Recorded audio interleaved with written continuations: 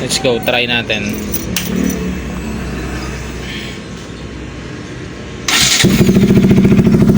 Yun.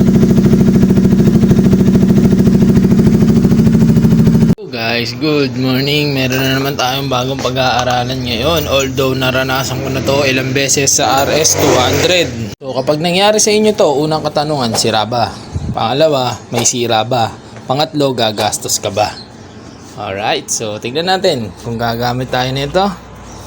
OBD2 tools, no? Hindi natin alam kung gagamit tayo.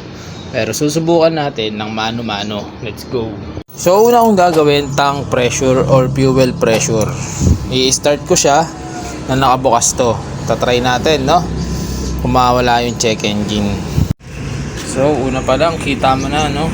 May check engine yan. Saan natin dito? Alright. Bukas na, no? Ngayon, may mga sensor yan sa loob. Bubuksan natin to ng nakabukas yan. Let's go, try natin.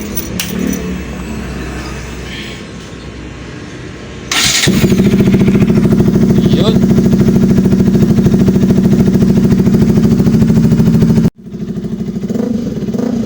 Biga.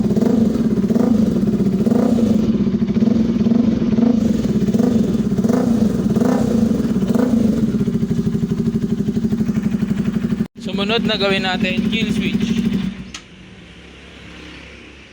Patay. Ngayon isara. Buksan.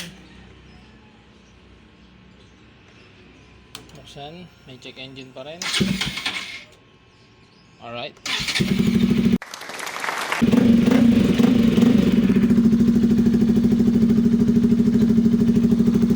Wala na.